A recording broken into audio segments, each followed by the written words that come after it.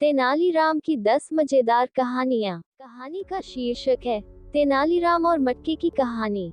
एक बार की बात है, किसी कारण से महाराज कृष्णदेव राय तेनालीराम से नाराज हो गए थे। वे उनसे इतना नाराज हो गए थे कि उन्होंने कहा, पंडित तेनालीरामा, अब आप हमें अपनी शक्ल नहीं दिखाएंगे और अगर आपने हमारे आदेश का पालन नहीं किया तो हम आपको कोड़े मारने का आदेश देंगे। महाराज की यह बात सुनकर तेनालीराम वहां से चुपचाप चले गए। अगले दिन जब दरबार लगा तो तेनालीराम से जलने वाले कुछ मंत्रियों ने महाराज के दरबार में आने से पहले ही उनके कान भरने शुरू कर दिए। उन्होंने कहा, महाराज, आपके मना करने के बावजूद तेनाली दरबार में आ पहुंचे हैं। इतना ही नहीं, यहाँ आकर वे हंसी ठिठोली भी कर रहे हैं। यह तो आपके आदेश की अवहेलना है। उन्हें इसकी सजा मिलनी ही चाहिए। यह सुनकर महाराज आग बबूला हो गए और अपनी गति दोगुनी करके दरबार की ओर बढ़ने लगे। वो जैसे ही दरबार में पहुंचे, उन्होंने देखा कि तेनालीराम अपने मुंह पर एक मटका पहने दरबार में खड़े हैं। बस उनकी आंखों के आगे मटके में 2 छेद थे। उनकी इस हरकत को देखकर महाराज कृष्णदेव राय ने गुस्से में उनसे कहा, पंडित तेनालीराम, हमने आपसे कहा था कि आप हमें अपनी शक्ल नहीं दिखाएंगे। फिर ऐसा क्या हुआ कि आपने हमारे आदेश का पालन नहीं किया? महाराज की बात पर तेनालीराम ने कहा, महाराज, मैंने आपको मेरी शक्ल कहाँ दिखाई? चेहरे पर तो मैंने ये गोल मटका पहना हुआ है। हाँ, मेरी आंखों पर मौजूद इन 2 छेदों से मुझे आपका चेहरा दिख रहा है, लेकिन आपने मुझे आपकी शक्ल देखने से तो मना नहीं किया है ना? तेनालीराम की यह बात सुनकर महाराज कृष्णदेव राय की हंसी छूट गई और वो ठहाका मारकर हंस पड़े। उन्होंने कहा, पंडित तेनाली, आपकी बुद्धि के आगे हमारा गुस्सा करना मुमकिन ही नहीं है। अब इस मटके को उतारें और अपनी जगह पर बैठ जाएं। कहानी से सीख। इस कहानी से यह सीख मिलती है कि परिस्थिति चाहे जैसी हो, उसे अपने पक्ष में किया जा सकता है। बस इसके लिए दिमाग से काम लेने की जरूरत है। शीर्षक है दूध न पीने वाली बिल्ली। दक्षिण भारत के विजयनगर में राजा कृष्णदेव राय का राज था। एक बार विजयनगर में चूहों ने बहुत तबाही मचाई, जिससे पूरी प्रजा परेशान थी, क्योंकि चूहे आए दिन किसी के कपड़े कुतर जाते तो किसी की फसल और अनाज को नुकसान पहुंचाते। इससे परेशान होकर एक दिन पूरी प्रजा राजा कृष्णदेव राय के दरबार में पहुंची और उनकी समस्या दूर करने की प्रार्थना की।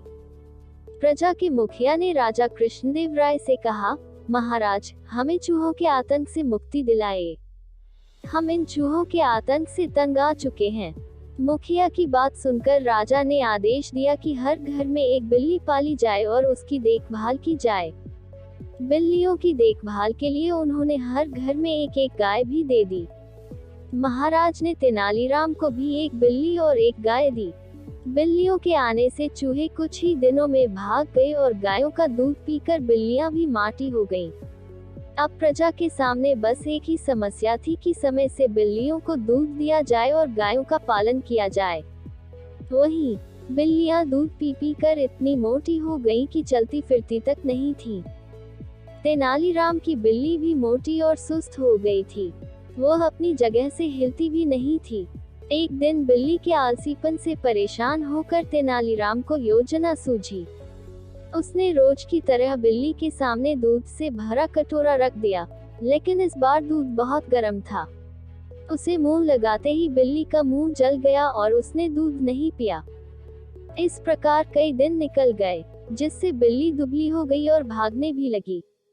इसी बीच राजा कृष्णदेव राय ने सभा में बिल्लियों का निरीक्षण करने का ऐलान कर दिया और एक तय दिन पर पूरी प्रजा को अपनी अपनी बिल्लियां दरबार में लाने का आदेश दिया। सभी की बिल्लियां बहुत मोटी हो गई थी, लेकिन तेनालीराम की बिल्ली बहुत दुबली थी। राजा ने इसका कारण पूछा तो उसने कहा कि मेरी बिल्ली ने दूध पीना छोड़ दिया है। राजा ने इस बात को नहीं माना और उसने एक कटोरा दूध बिल्ली के सामने रखा।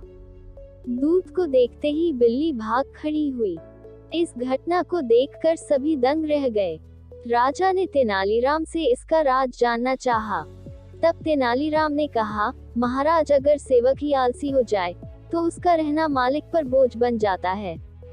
वैसे ही इन सभी बिल्लियों के साथ भी है। मैंने अपनी बिल्ली का आलस भगाने के लिए उसे गर्म दूध दिया, जिससे उसका मुंह जल गया और वह खुद से ही अपना भोजन तलाशने लगी। इससे वह ठंडा दूध देखकर भी भाग जाती और अपना भोजन खुद ही तलाश करती। धीरे धीरे यह चुस्त और तेज हो गई। ठीक ऐसे ही मालिक को अपने सेवक के साथ करना चाहिए और उसे आलसी नहीं बनने देना चाहिए। तेनालीराम की बात राजा को पसंद आए और उन्होंने तेनालीराम को 1000 स्वर्ण मुद्राएं इनाम में दी। कहानी से सीख, हमें कभी भी किसी को इतना आराम नहीं देना चाहिए कि वह आलसी हो जाए, जैसे इस कहानी में बिल्ली के साथ हुआ। साथ ही मेहनत करने वाली की सभी का शीर्षक है अद्भुत कपड़ा। एक समय की बात है, राजा कृष्णदेव राय विजयनगर में दरबार लगाकर बैठे थे। उसी समय दरबार में एक सुंदर महिला एक बक्सा लेकर आई। उस बक्से में एक मखमली साड़ी थी, जिसे निकालकर वह दरबार में राजा और सभी दरबारियों को दिखाने लगी।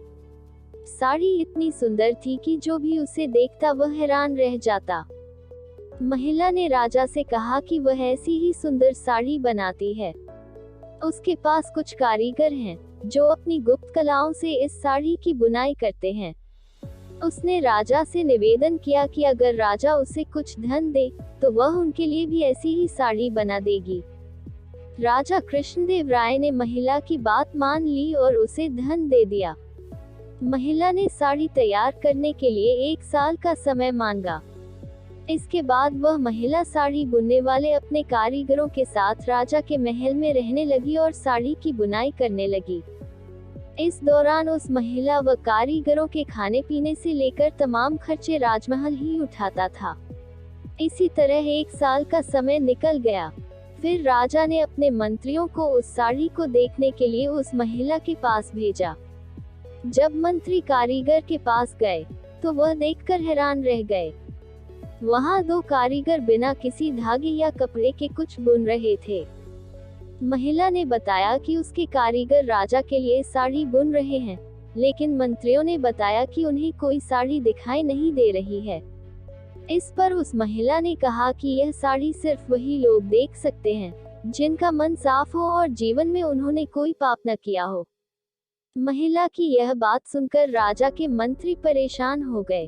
उन्होंने बहाना बनाते हुए उस महिला से कहा कि उन्होंने वह साड़ी देख ली है और वो वहां से चले गए। राजा के पास वापस आकर उन्होंने कहा कि वह साड़ी बहुत ही सुंदर है। राजा इस बात से काफी खुश हुए। अगले दिन उन्होंने उस महिला को वह साड़ी लेकर दरबार में हाजिर होने का आदेश दिया। वह महिला एक बक्सा लिए हुए अपने कारीगरों के साथ अगले दिन दरबार में आ गई। उसने दरबार में बक्सा खोला और सबको साड़ी दिखाने लगी। दरबार में बैठे सभी लोग बहुत हैरान थे, क्योंकि राजा समेत किसी भी दरबारी को कोई साड़ी नहीं दिखाई दे रही थी। यह देखकर तेनालीराम ने राजा के कान में कहा कि उस महिला ने झूठ बोला है, वह सभी को बेवकूफ बना रही है। इसके बाद तेनालीराम ने उस महिला से कहा कि उन्हें या दरबार में बैठे किसी भी दरबारी को यह साड़ी दिखाई नहीं दे रही है। तेनालीराम की यह बात सुनकर महिला ने कहा कि यह साड़ी सिर्फ उसी को दिखाई देगी जिसका मन साफ होगा और उसने कोई पाप न किया हो। महिला की इस बात को सुनकर तेनालीराम के मन में एक योजना आई। उन्होंने उस महिला से कहा, राजा चाहते हैं कि तुम खुद उस साड़ी को पहनकर दरबार में आओ और सभी को वह साड़ी दिखाओ। तेनालीराम की यह बात सुनकर वह महिला राजा के सामने माफी मांगने लगी। उसने राजा को सब सच सच बता दिया कि उसने कोई साड़ी नहीं बनाई है, वह सबको मूर्ख बना रही थी। महिला की बात सुनकर राजा को बहुत गुस्सा आया। उन्होंने उसे जेल में डालने की सजा सुना दी, लेकिन जब उस महिला ने बहुत विनती की, तो उन्होंने उसे छोड़ दिया और माफ करके उसे जाने दिया। साथ ही राजा ने तेनालीराम की चतुराई की तारीफ भी की। कहानी से सीख, अधिक दिनों तक झूठ या धोखा छिपाया नहीं जा सकता है। एक न एक दिन सच्चाई सबसे सामने आ ही जाती है। शीर्षक है राजगुरु की चाल। तेनालीराम से चिढ़ने वाले कुछ ब्राह्मण एक दिन राजगुरु के पास पहुंचे। क्योंकि वे सभी अच्छी तरह जानते थे कि राजगुरु तेनालीराम का पक्का विरोधी है और तेनाली से बदला लेने में वो उनकी मदद जरूर करेंगे। राजगुरु और ब्राह्मणों ने मिलकर सोचा क्यों न तेनालीराम को अपना शिष्य बनाने का बहाना किया जाए। शिष्य बनाने के नियमानुसार तेनालीराम के शरीर को दागा जाएगा और इस प्रकार हमारा बदला भी पूरा हो जाएगा। फिर राजगुरु उसे निम्न कोटि का ब्राह्मण बताकर अपना शिष्य बनाने से इनकार कर देंगे। अगले ही दिन राजगुरु ने तेनालीराम को अपना शिष्य बनाने की बात बताने के लिए उसे अपने घर बुलवाया। चतुर तेनालीराम राजगुरु की बात सुनकर तुरंत समझ गया कि दाल में जरूर कुछ काला है। आप मुझे अपना शिष्य कब बनाएंगे? तेनालीरामन ने कुछ इस अंदाज में पूछा कि राजगुरु को उस पर बिल्कुल भी शक न हो।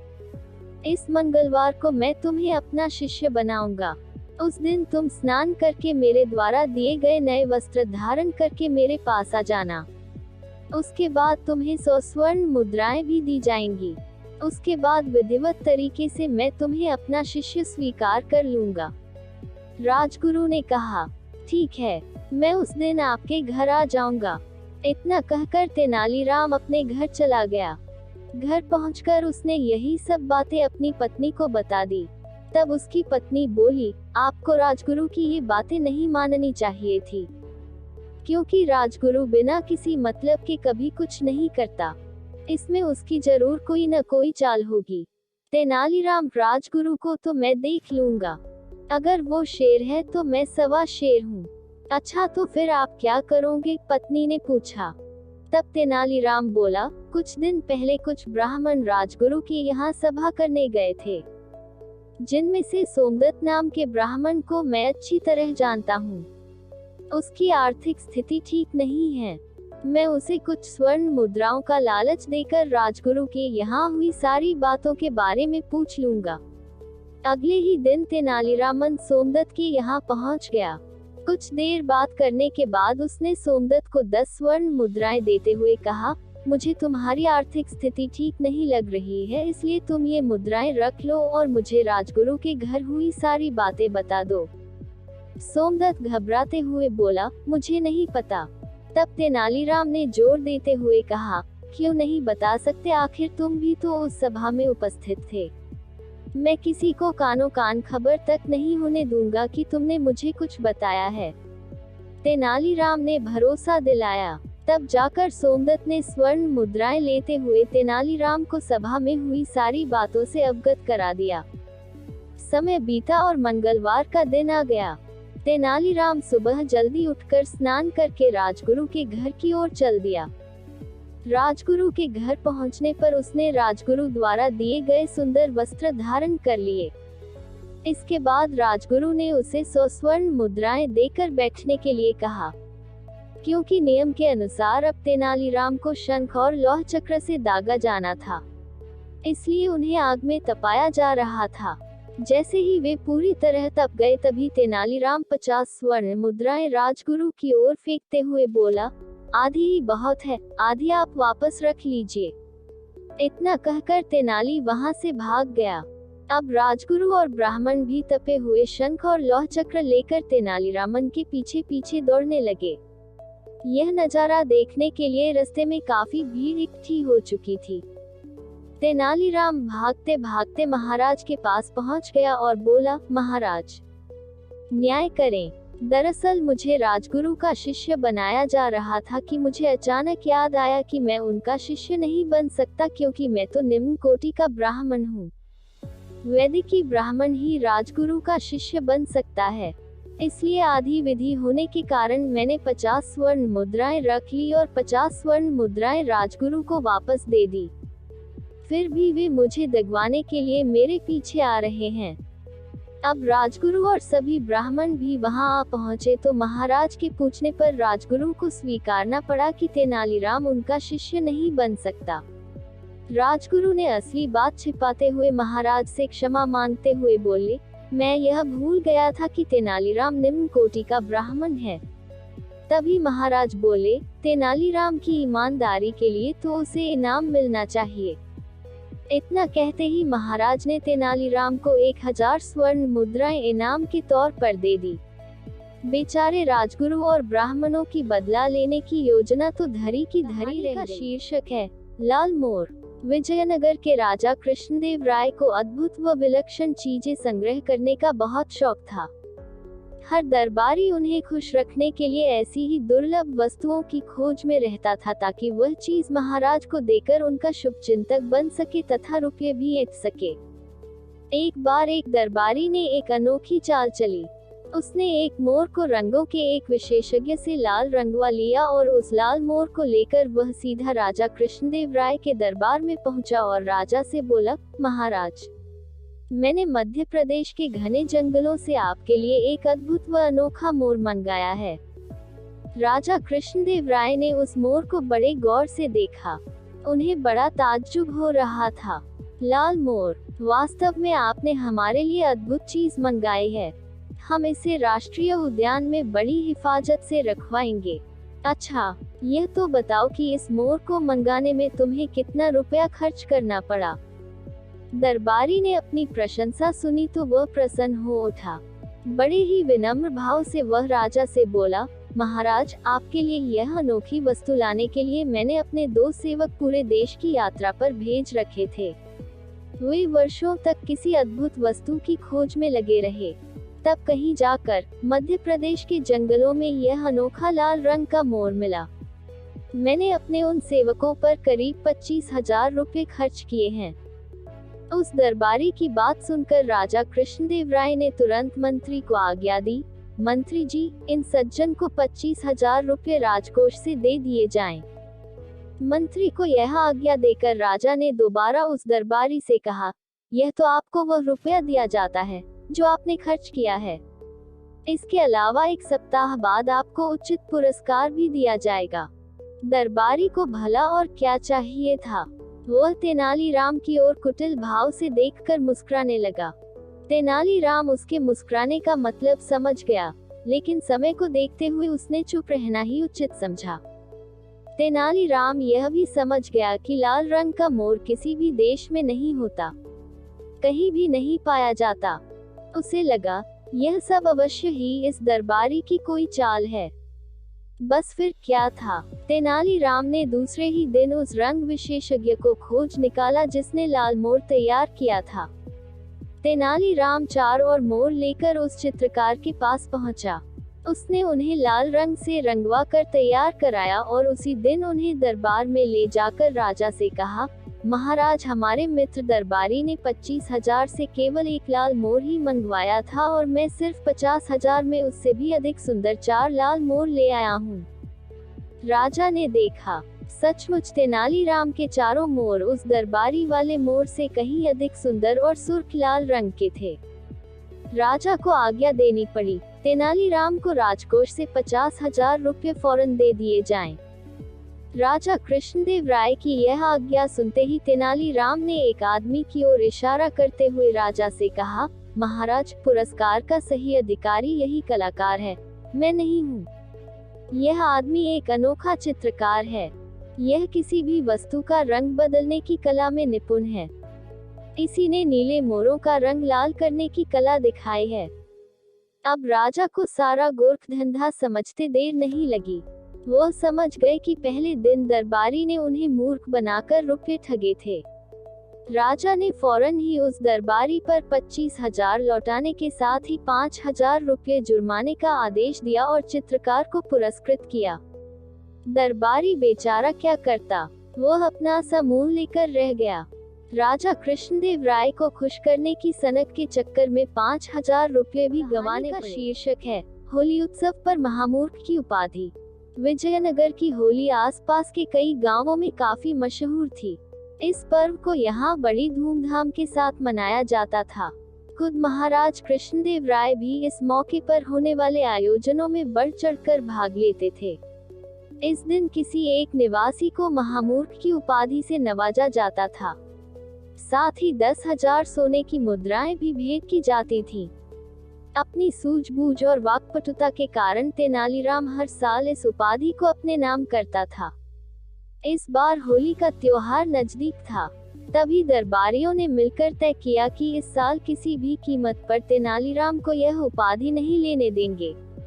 दरबारियों ने योजना बनाई कि तेनालीराम को चुपके से भांग पिला देंगे, ताकि तेनालीराम होली के उत्सव में हिस्सा ही न ले सके। होली कार्यक्रम का आयोजन इस साल एक खास बगीचे में हुआ था। वहाँ खूबसूरत सजावट के साथ ही होली खेलने वाले लोगों के लिए रंग, इत्र से तैयार गुलाल और तरह तरह के पकवान रखे गए थे।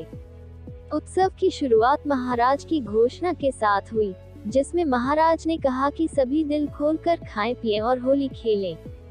साथ ही इस बात का भी ध्यान रखें कि किसी भी दूसरे व्यक्ति को उनसे कोई तकलीफ न हो। वहीं जितना हो सके अपनी हरकतों से अपनी मूर्खता का प्रमाण दें, ताकि वे महामूर्ख की उपाधि हासिल कर सकें। महाराज की घोषणा के बाद सभी होली खेलने में व्यस्त हो गए और खुलकर मौज मस्ती करने लगे। कुछ लोग नाच रहे थे और कुछ लोग रंगों को हवा में उछाल रहे थे। वहीं कुछ ऐसे भी थे जिनका ध्यान होली खेलने पर कम और खाने पीने पर ज्यादा था। इसी बीच जब तेनालीराम का भांग का नशा कुछ कम हुआ तो वह भी होली उत्सव में हिस्सा लेने पहुंच गया। तभी तेनालीराम की नजर एक पुरोहित पर पड़ी जो मिठाइयाँ खा कम और झोली में भर ज्यादा रहे थे। तेनालीराम कुछ देर तक उन्हें बड़ी ध्यान से देखता रहा। पुरोहित की झोली और दोनों जेबें जब मिठाइयों से भर गईं, तो तेनालीराम उनके करीब गया। तेनालीराम ने पानी से भरा एक लोटा लिया और पुरोहित की झोली व जेब में उड़ेल दिया। फिर क्या था, तेनालीराम के ऐसा करने की वजह से पुरोहित जी बहुत नाराज हो गए। वह तेनालीराम पर जोर जोर से चिल्लाने लगे और चीखने लगे। पुरोहित के इस तरह चीखने से सभी उनकी ओर देखने लगे और महाराज की नजर भी उन लोगों पर पड़ी। तब राजा कृष्णदेव उन लोगों के करीब गए और पुरोहित से उनके चिल्लाने की वजह पूछी। तब पुरोहित ने उन्हें बताया कि कैसे तेनालीराम ने उनकी जेब और झोली में पानी डाल दिया। इस पर महाराज तेनालीराम से बहुत नाराज हुए और तेनालीराम से ऐसा करने की वजह पूछी। तब तेनालीराम मुस्कुराते हुए बोला, महाराज, पुरोहित जी जेबों और झोले ने बहुत मिठाइयाँ खा ली थी। मुझे लगा कहीं उन्हें बदहजमी न हो जाए, बस इसी वजह से मैंने पुरोहित जी की जेबों और झोले को थोड़ा पानी पिलाया था।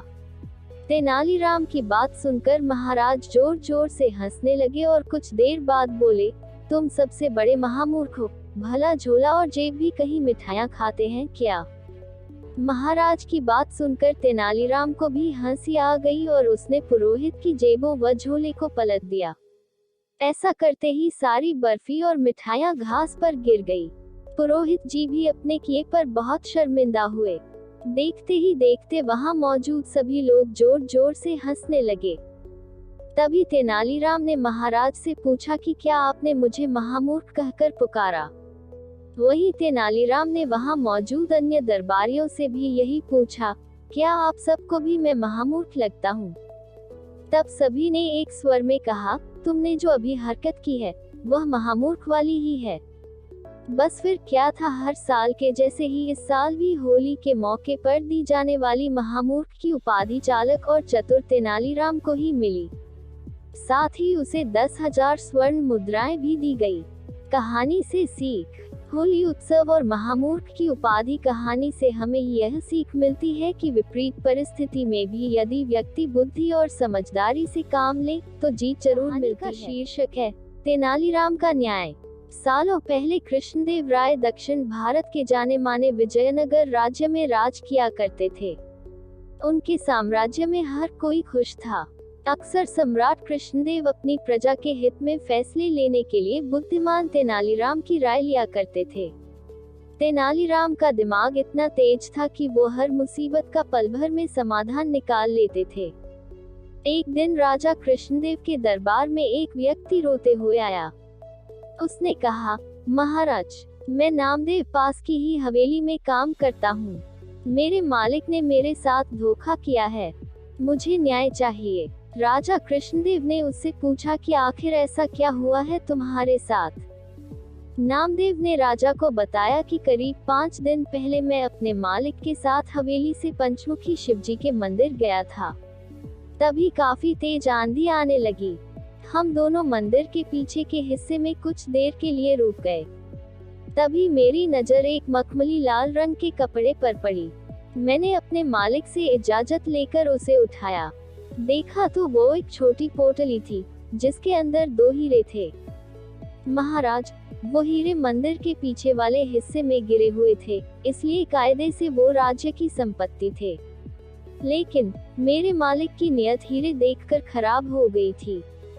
उन्होंने मुझे कहा कि अगर तुम किसी को नहीं बताओगे तो आपस में हम दोनों एक एक हीरा बांट लेते हैं। मेरे मन में भी लालच आ गया था, इसलिए मैंने इस बात के लिए हाँ कर दी। हवेली पहुंचते ही मैंने जब मालिक से अपना हीरा मांगा तो उन्होंने उसे देने से मना कर दिया। मैंने सोच रखा था कि हीरा मिलते ही उसे बेचकर मैं नौकरी छोड़कर खुद का कुछ काम शुरू करूंगा, क्योंकि मालिक का रवैया मेरी तरफ अच्छा नहीं था। आगे नामदेव ने महाराज से दुखी आवाज में कहा कि मैंने 2 दिनों तक मालिक को मनाने की कोशिश की, लेकिन उन्होंने मुझे हीरा देने से साफ मना कर दिया है। अब आप ही मेरे साथ न्याय कीजिए। नामदेव की बातें सुनते ही सम्राट ने तुरंत अपने सैनिकों को भेजकर अपने दरबार बुलाया। उसके आते ही जब महाराज कृष्णदेव ने हीरे के बारे उससे पूछताछ शुरू की, जवाब में उनसे कहा कि ये मेरा नौकर झूठ बोल रहा है। हाँ, ये सच है कि उस दिन हमें मंदिर के पीछे के हिस्से में हीरा मिला था। मैंने वो हीरे इसे राजकोष तक पहुंचाने के लिए कहा था।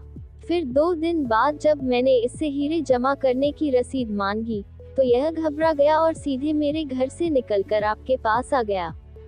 तब से यह सारी झूठी कहानी आपको सुना रहा है। तभी महाराज ने नामदेव के मालिक से पूछा कि क्या आपने इसे हीरे किसी के सामने दिए थे। नामदेव के मालिक ने कहा, हाँ महाराज, मैंने अपने 3 नौकरों के सामने इसे हीरे की पोटली दी थी। यह जानते ही राजा कृष्णदेव ने उन तीनों को बुलवाया।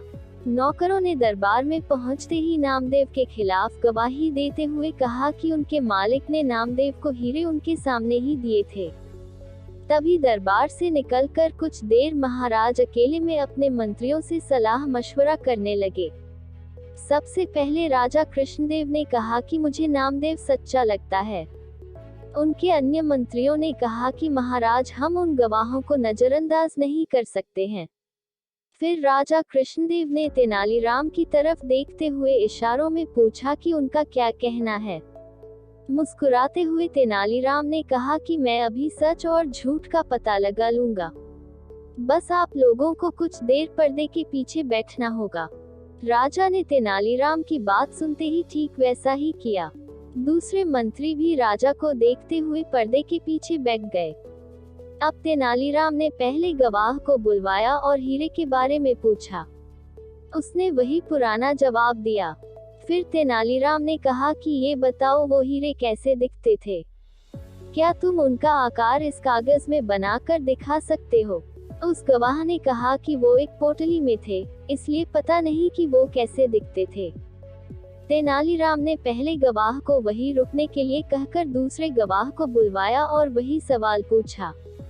दूसरे गवाह ने कहा, मैंने वो दोनों हीरे देखे थे। फिर उसने कुछ अजीब से चित्र बना दिए। फिर तीसरा गवाह तेनाली के सामने आया और उसने जवाब में कहा कि हीरे एक कागज में लिपटे हुए थे, इसलिए उसने उन्हें देखा नहीं। पर्दे के पीछे बैठे राजा ने तीनों गवाहों की बातें सुनी थी। सबकी अलग अलग बातों से यह स्पष्ट हो गया था कि नामदेव सच बोल रहा था और उसका मालिक झूठ। तीनों गवाह को भी समझ आ गया कि उनका झूठ पकड़ा गया है। सभी ने महाराज के पैर पकड़कर उनसे माफी मांगते हुए कहा कि हमें हमारे मालिक ने झूठ बोलने के लिए मजबूर किया था। हम ऐसा नहीं करते तो वो हमें काम से निकाल देते। राजा कृष्णदेव अब सीधे दरबार गए और नामदेव के मालिक को गिरफ्तार करके उसके घर की तलाशी करने का आदेश दिया। कुछ देर बाद ही सैनिकों को उसके घर में हीरे मिल गए। बस फिर क्या था, महाराज ने हीरे जब्त कर लिए और उस पर 30,000 स्वर्ण मुद्राओं का जुर्माना लगा दिया। उसमें से राजा ने 10,000 स्वर्ण मुद्राएं नामदेव को दे दी। कहानी से सीख। इस कहानी से 2 सीख मिलती है। पहली कि किसी के साथ धोखा नहीं करना चाहिए, क्योंकि धोखे का अंजाम बुरा ही होता है। दूसरी सीख यह मिलती है कि बुद्धि से हर किसी का झूठ पकड़ा जा सकता है। का शीर्षक है कुत्ते की दुम सीधी। एक दिन राजा कृष्णदेव राय के दरबार में इस बात पर गर्मा गर्म बहस हो रही थी कि मनुष्य का स्वभाव बदला जा सकता है या नहीं। कुछ का कहना था कि मनुष्य का स्वभाव बदला जा सकता है, कुछ का विचार था कि ऐसा नहीं हो सकता, जैसे कुत्ते की दुम कभी सीधी नहीं हो सकती। राजा को एक मजाक सूझा। उन्होंने कहा, बात यहाँ पहुंची कि अगर कुत्ते की दुम सीधी की जा सकती है तो मनुष्य का स्वभाव भी बदला जा सकता है, नहीं तो नहीं बदला जा सकता। राजा ने फिर मजाक को आगे बढ़ाने की सोची। बोले, ठीक है, आप लोग यह प्रयत्न करके देखिए। राजा ने 10 चुने हुए व्यक्तियों को कुत्ते का एक एक पिल्ला दिलवाया और 6 मास के लिए हर मास 10 स्वर्ण मुद्राएं देना निश्चित किया। इन सभी लोगों को कुत्तों की दुम सीधी करने का प्रयत्न करना था।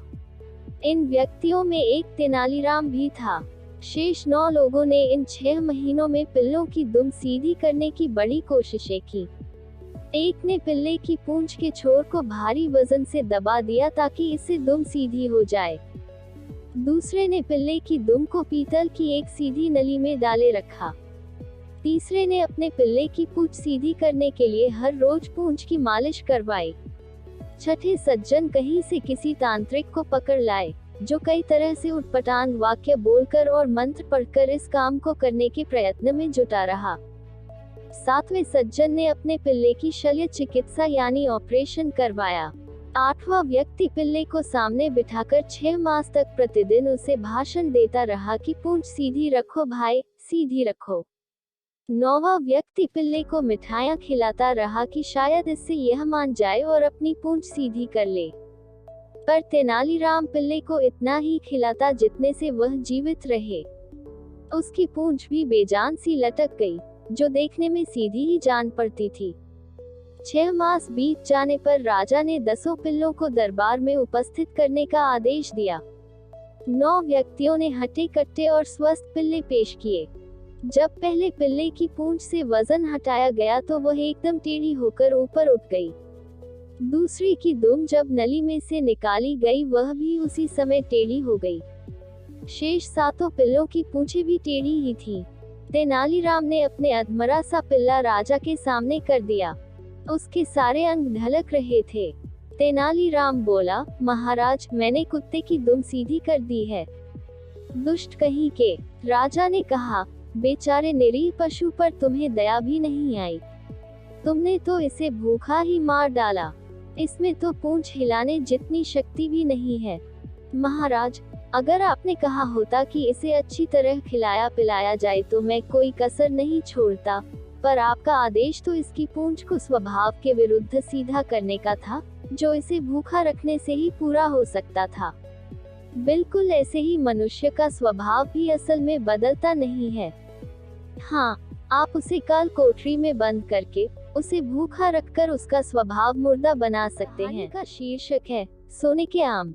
विजयनगर साम्राज्य के राजा कृष्णदेव की मां अधिक उम्र हो जाने के कारण अक्सर बीमार रहने लगी थी।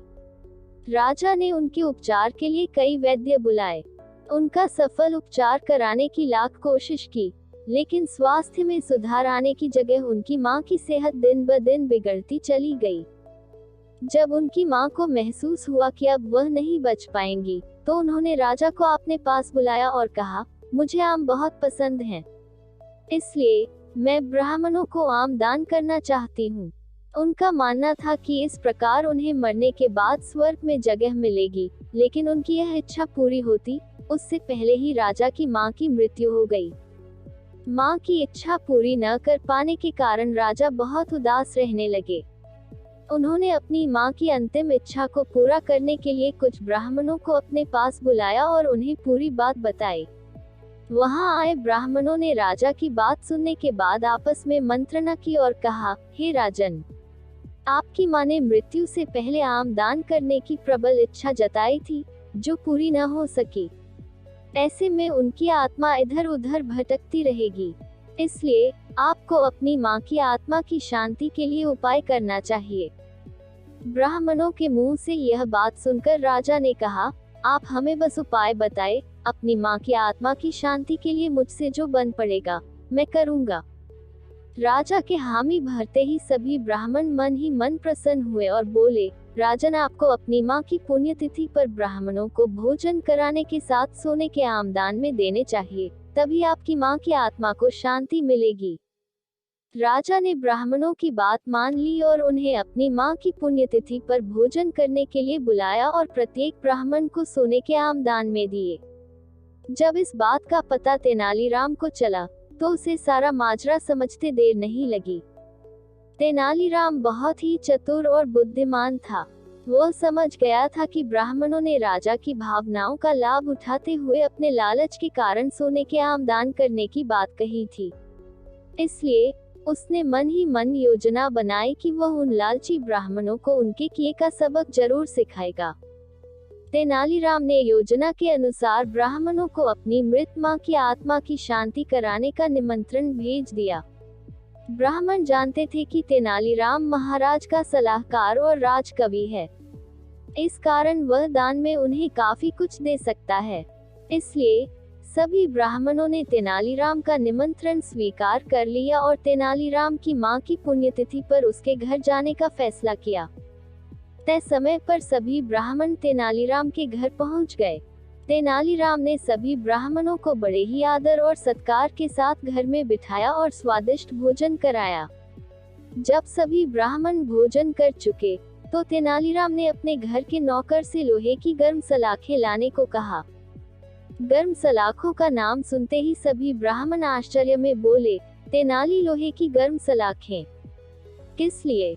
उनका क्या करोगे? तेनालीराम ने मुस्कुराते हुए जवाब दिया, जब मेरी माँ बीमारी थी, उनके शरीर पर फोड़े हो गए थे। उनकी आखिरी इच्छा थी कि मैं उनके फोड़ों की गर्म सलाखों से सिकाई करूं, ताकि उनका दर्द कम हो जाता, लेकिन मैं ऐसा कर नहीं सका और उनकी मृत्यु हो गई। यही उनकी आखिरी इच्छा थी, तो अब मैं आप सभी को गर्म सलाखों से दागूंगा, जिससे मेरी माँ की आत्मा को शांति मिल जाएगी। तेनालीराम की इन बातों को सुनकर सभी ब्राह्मण थर थर कांपने लगे। वे बोले, अरे तेनालीराम, हमें दागने से तेरी माँ की आत्मा को शांति कैसे मिल सकती है? इस पर तेनाली ने जवाब में कहा, जब आपको दान में सोने के आम देने से महाराज की माँ की आत्मा को शांति मिल सकती है, तो फिर आपको गर्म लोहे की सलाखों दागने पर मेरी माँ की आत्मा को शांति क्यों नहीं मिल सकती? अब सभी ब्राह्मणों को समझ आ गया था कि तेनालीराम क्या कहना चाह रहा है। उन्होंने अपनी गलती की माफी मांगी और सभी सोने के आम, जो उन्हें राजा से दान में मिले थे, तेनालीराम को दे दिए। जब राजा को इस पूरे मामले का पता चला तो वह तेनालीराम पर बहुत नाराज हुए। उन्होंने तेनालीराम को बुलाया और कहा, अगर तुमको सोने के आम चाहिए ही थे, तो मुझसे मांग लेते। इस तरह से लालचवश ब्राह्मणों को परेशान क्यों किया? राजा की बात सुनकर तेनालीराम ने कहा, महाराज, मुझे क्षमा करें। मैं बिल्कुल भी लालची नहीं हूँ। नहीं, मुझे वह सोने के आम चाहिए थे। मैं तो बस यह ब्राह्मणों की लालची प्रवृत्ति को रोकने की कोशिश कर रहा था। जब आपकी माँ की आत्मा की शांति के लिए ब्राह्मण सोने के आम ले सकते हैं, तो फिर मेरी माँ की आत्मा की शांति के लिए लोहे की गर्म सलाखें क्यों नहीं झेल सकते? राजा को भी अब तेनालीराम की बात अच्छे से समझ आ गई थी। उन्होंने सभी ब्राह्मणों को राजदरबार में बुलाया और दोबारा लालच के कारण ऐसा कोई भी काम न करने को कहा। ब्राह्मणों ने भी राजा से अपने किए की क्षमा मांगी और सदा के लिए लालच त्यागने की बात कही। कहानी से सीख। तेनालीराम और सोने के आम कहानी से यह सीख मिलती है कि लालच का फल हमेशा बुरा ही होता है, इसलिए लालच को कभी भी मन में घर नहीं करने देना। शीर्षक है सुनहरा पौधा। तेनालीराम हर बार अपने दिमाग का इस्तेमाल करके ऐसा कुछ करते थे कि विजयनगर के महाराज कृष्णदेव दंग रह जाते थे। इस बार उन्होंने एक तरकीब से राजा को अपने फैसले पर दोबारा विचार करने को मजबूर कर दिया। हुआ यूं कि एक बार राजा कृष्णदेव किसी काम के चलते कश्मीर चले गए। वहां उन्हें एक सुनहरे रंग का खिलने वाला फूल दिखा। वो फूल महाराज को इतना पसंद आया कि वो अपने राज्य विजयनगर लौटते समय उसका एक पौधा अपने साथ लेकर आ गए। महल पहुंचते ही उन्होंने माली को बुलाया। माली के आते ही महाराज ने उससे कहा, देखो, इस पौधे को हमारे बगीचे में ऐसी जगह लगाना कि मैं इसे अपने कमरे से रोज देख सकूं। इसमें सुनहरे रंग के फूल खिलेंगे, जो मुझे काफी पसंद हैं। इस पौधे का काफी ख्याल रखना। अगर इसे कुछ भी हुआ, तो तुम्हें प्राणदंड भी मिल सकता है। माली ने सिर हिलाते हुए राजा से पौधा लिया और उनके कमरे से दिखने वाली जगह में उसे लगा दिया। दिन रात माली उस फूल का खूब ख्याल रखता था। दिन जैसे ही बीतते गए उसमें सुनहरे फूल खिलने लगे। रोज राजा उठते ही सबसे पहले उसे देखते और फिर दरबार जाते थे। अगर किसी दिन राजा को महल से बाहर जाना पड़ता था, तो उस फूल को न देख पाने के कारण उनका मन दुखी हो जाता था। एक दिन जब राजा सुबह उस फूल को देखने के लिए अपनी खिड़की पर आए, तो उन्हें वो फूल दिखा ही नहीं। तभी उन्होंने माली को बुलवाया। महाराज ने माली से पूछा, वो पौधा कहाँ गया? मुझे उसके फूल क्यों दिख नहीं रहे हैं? जवाब में माली ने कहा, साहब, उसे कल शाम को मेरी बकरी खा गई। इस बात को सुनते ही उनका गुस्सा 7वें आसमान पर पहुंच गया। उन्होंने सीधे राजमाली को 2 दिन बाद मौत की सजा सुनाने का आदेश दे दिया। तभी वहां सैनिक आए और उसे जेल में डाल दिया। माली की पत्नी को जैसे ही इस बारे में पता चला, वो दरबार में राजा से फरियाद करने पहुंची। गुस्से में महाराज ने उसकी एक बात न सुनी। रोते रोते वो दरबार से जाने लगी। तभी एक व्यक्ति ने उसे तेनालीराम से मिलने की सलाह दी। रोते हुए माली की पत्नी ने तेनालीराम को अपने पति को मिली मौत की सजा और उस सुनहरे फूल के बारे में बताया। उसकी सारी बात सुनकर तेनालीराम ने उसे समझा बुझाकर घर भेज दिया। अगले दिन गुस्से में माली की पत्नी उस सुनहरा फूल खाने वाली बकरी को चौराहे में ले जाकर डंडे से पीटने लगती है। ऐसा करते करते बकरी अधमरी हो गई। विजयनगर राज्य में पशुओं के साथ इस तरह का व्यवहार करना मना था। इसे क्रूरता माना जाता था, इसलिए कुछ लोगों ने माली की पत्नी की इस हरकत की शिकायत नगर कोतवाल को कर दी। सारा मामला जानने के बाद नगर कोतवाल के सिपाहियों को पता चला कि यह सब माली को मिले दंड की वजह से वो गुस्से में कर रही है। यह जानते ही सिपाही इस मामले को दरबार में लेकर गए। महाराज कृष्णराज ने पूछा कि तुम एक जानवर के साथ इतना बुरा व्यवहार कैसे कर सकती हो? ऐसी बकरी जिसके कारण मेरा पूरा घर उजड़ने वाला है। मैं विधवा होने वाली हूँ और मेरे बच्चे अनाथ होने वाले हैं। उस बकरी के साथ कैसा व्यवहार करूं महाराज? माली की पत्नी ने जवाब दिया। राजा कृष्णराज ने कहा, तुम्हारी बात का मतलब मैं समझ नहीं पाया। ये बेजुबान जानवर तुम्हारा घर कैसे उजाड़ सकता है? उसने बताया, साहब, ये वही बकरी है जिसने आपके सुनहरे पौधे को खा लिया था। इसकी वजह से आपने मेरे पति को मौत की सजा सुना दी है।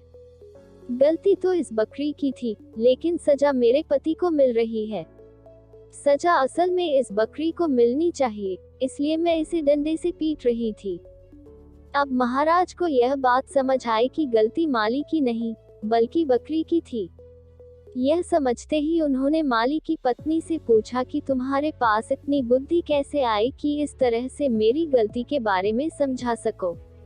उसने कहा कि महाराज, मुझे रोने के अलावा कुछ भी नहीं सूझ रहा था। यह सब मुझे पंडित तेनालीराम जी ने समझाया है। एक बार फिर राजा कृष्णराय को तेनालीराम पर गर्व महसूस हुआ और उन्होंने कहा कि तेनालीराम, तुमने मुझे एक बार फिर बड़ी गलती करने से रोक दिया। यह कहते ही महाराज ने माली का मृत्यु दंड का फैसला वापस लेते हुए उसे जेल से रिहा करने का आदेश दिया। साथ ही तेनालीराम को उनकी बुद्धि के लिए 50,000 स्वर्ण मुद्राएं उपहार के रूप में दी। कहानी से सीख, समय से पहले कभी भी हार नहीं माननी चाहिए। कोशिश करने से बड़ी मुसीबत से निपटा जा सकता है। ऐसी और मजेदार कहानियां सुनने के लिए मेरे चैनल को लाइक, सब्सक्राइब और शेयर करें।